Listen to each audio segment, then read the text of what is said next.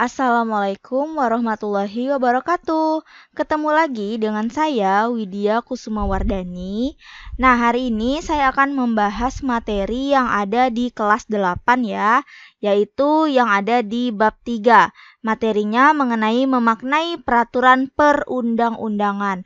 Namun, seperti biasa, sebelum kita mulai ada yang harus kalian sediakan, yaitu kalian harus menyediakan buku dan pena. Nah, jadi saat saya sedang menjelaskan materi ini, kalian bisa mencatat menggunakan buku dan pena yang sudah kalian sediakan, supaya informasi yang saya berikan tidak terbuang sia-sia. Langsung aja ya kita mulai. Nah, sebelum kita membahas materi pada video kali ini, kita kenalan dulu nih dengan materi-materi yang ada di dalam bab 3. Karena kita masuk ke materi baru ya, kita harus tahu dulu nih sub pokok materinya apa aja sih dalam bab 3.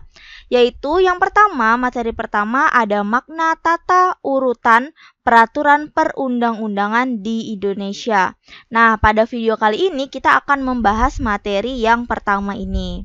Selanjutnya ada proses penyusunan peraturan perundang-undangan dan yang terakhir menampilkan sikap sesuai dengan peraturan perundang-undangan. Nah, kedua video ini akan kita bahas pada video yang selanjutnya ya. Kita lanjut. Nah, ini dia, kita masuk ke materi pertama, yaitu makna tata urutan peraturan perundang-undangan di Indonesia. Jadi pada video kali ini kita mengenal mengenai tata urutan perundang-undangan dulu ya. Sebelumnya kita harus tahu bahwa di dalam Undang-Undang Nomor 12 Tahun 2011 mengenai peraturan perundang-undangan itu dijelaskan bahwa peraturan perundang-undangan itu adalah peraturan tertulis yang memuat norma hukum yang mengikat secara umum dan dibentuk atau ditetapkan oleh lembaga negara atau pejabat yang berwenang melalui prosedur yang ditetapkan dalam peraturan perundang-undangan. Jadi ya, intinya peraturan perundang-undangan ini adalah, saya tulis di sini ya, yaitu merupakan norma hukum ya ataupun aturan hukum yang dibuat oleh aparat yang berwajib. Ya, saya tulis di sini dibuat oleh aparat yang berwajib. Nah, selanjutnya proses pembuatannya itu juga melalui suatu prosedur yang sudah ditetapkan di dalam peraturan perundang-undangan gitu ya. Contohnya, untuk membuat suatu peraturan di daerah, pasti ada prosesnya kan? Nah, prosesnya itu juga sudah diatur menurut suatu peraturan perundang-undangan. Begitu maksudnya ya. Selanjutnya, kita masuk dan membahas mengenai hierarki peraturan perundang-undangan di Indonesia. Jadi masih seperti yang tadi ya, sesuai dalam pasal 7 yang terdapat di dalam Undang-Undang Nomor 12 Tahun 2011. Nah, kalau kita berbicara mengenai peraturan perundang-undangan, kita harus berbicara dan mengenal suatu urutannya ya, urutan ataupun hierarkinya. Nah, ini dia ada 7 hierarki ya. Semua ini kedudukannya tidak boleh terbalik. Ini sudah dari atas ya ke bawah. Nah, ini kedudukannya tidak boleh terbalik. Ini sudah diatur. Nah, yang menduduki urutan ataupun hierarki tertinggi dalam tingkat peraturan perundang-undangan di Indonesia itu diduduki oleh Undang-Undang Dasar Negara Republik Indonesia tahun 1945 atau biasanya kita sebut dengan UUD 1945. Ya, jadi segala sesuatu ataupun segala hal peraturan yang ada di Indonesia itu tidak boleh melanggar aturan yang terdapat di dalam UUD 1945 ini gitu. Makanya saat kita mau membuat suatu aturan itu biasanya diuji dulu, ada uji undang-undang gitu.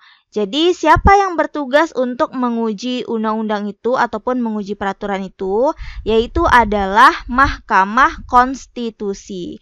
Nah, jadi jika terdapat suatu hal yang melanggar isi ataupun melanggar salah satu pasal yang terdapat di dalam undang-undang ini, maka peraturan yang kita buat itu batal ataupun tidak bisa untuk disahkan seperti itu. Jadi harus dirombak ataupun diperbaiki lagi, yang mana bagian yang salahnya seperti itu. Nah, yang kedua ada di tingkat kedua, yaitu ada ketetapan Majelis Permusyawaratan Rakyat atau biasa kita sebut dengan TAP MPR. Nah, seperti itu ya. Ini yang nomor 2. Selanjutnya nomor 3 itu ada undang-undang atau peraturan pemerintah pengganti undang-undang. Ini biasanya disebut dengan UU atau Perpu. Ya, peraturan pemerintah pengganti undang-undang. Nah, contohnya di sini ya. Undang-undang ini kedudukannya ada di bawah dari Undang-Undang Dasar. Nah, dan TAP MPR ini juga kedudukannya ada di bawah Undang-Undang Dasar. Jadi, kedua aturan yang terdapat di TAP MPR ataupun di undang-undang itu tidak boleh melanggar aturan yang sudah ada di dalam UUD 1945 ini. Seperti itu.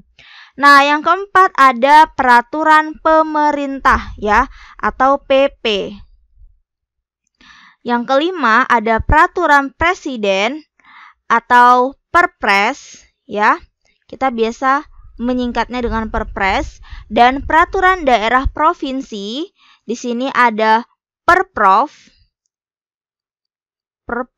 peraturan provinsi, dan yang terakhir ada peraturan daerah kabupaten atau kota. Di sini kita nyebutnya dengan Perkot atau peraturan kota.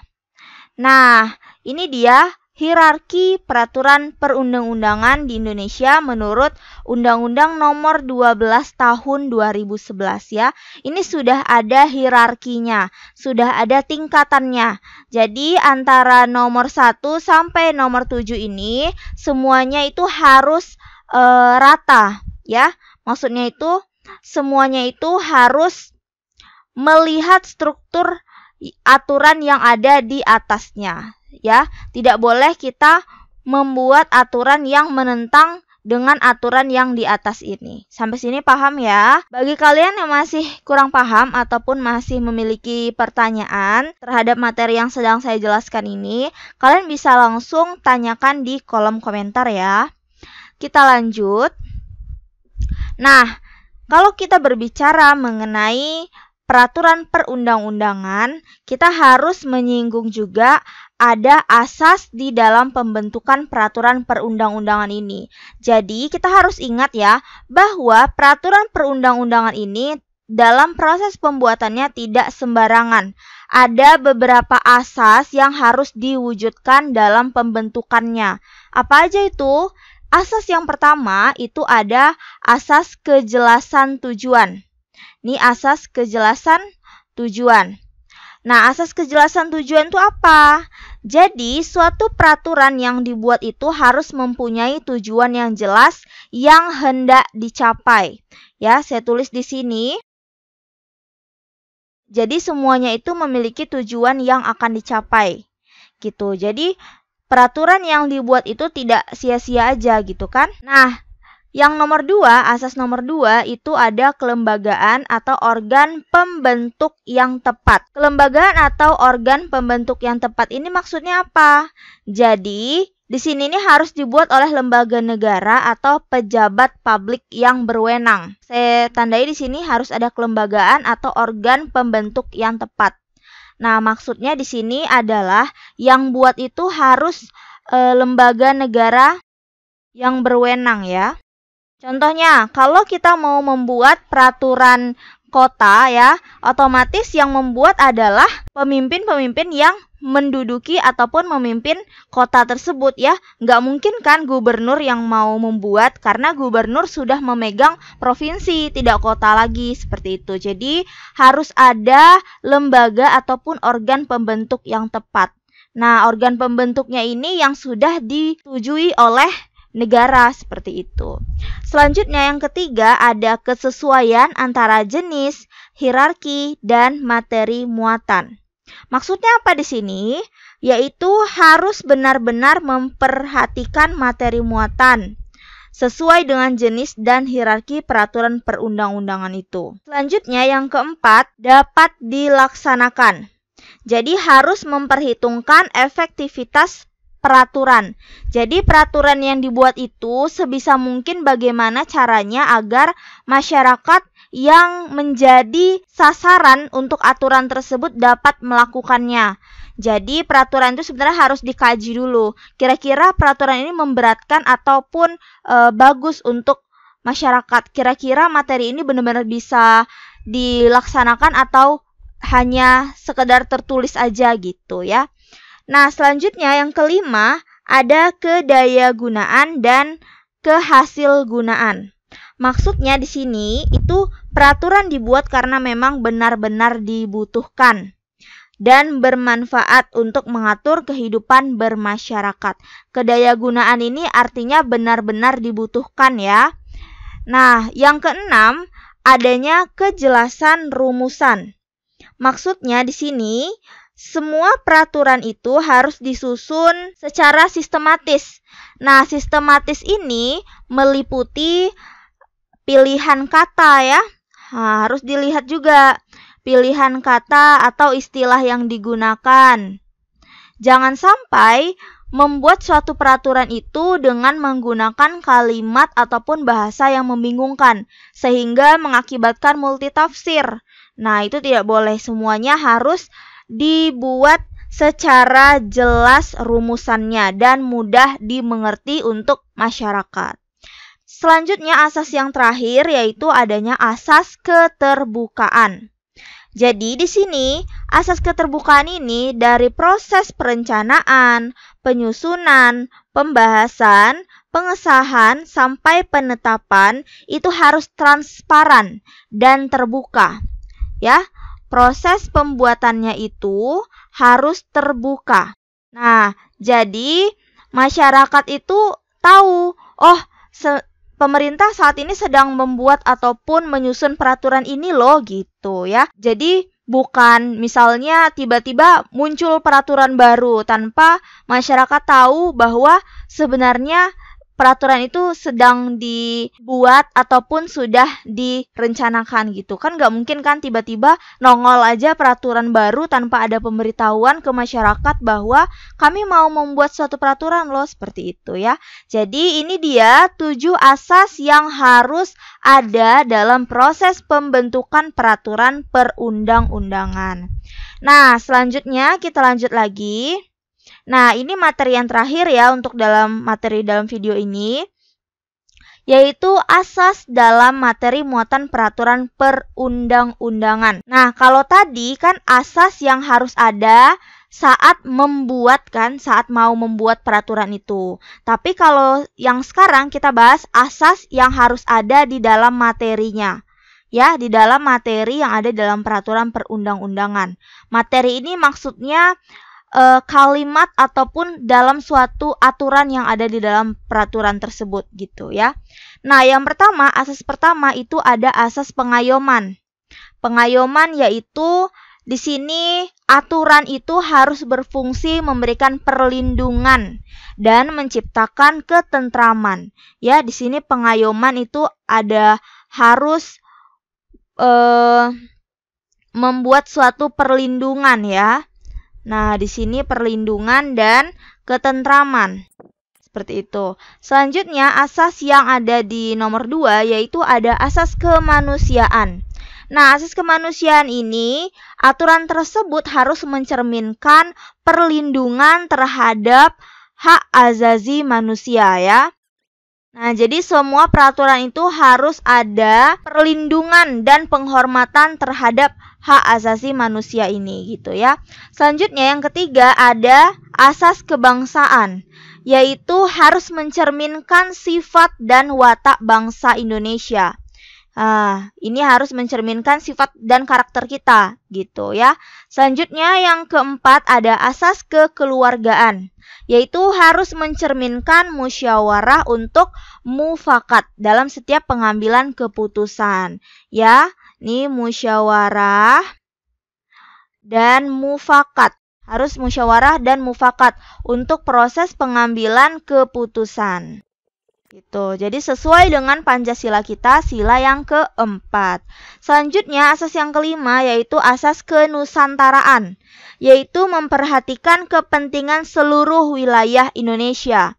Ya, kenusantaraan berarti seluruh wilayah Indonesia.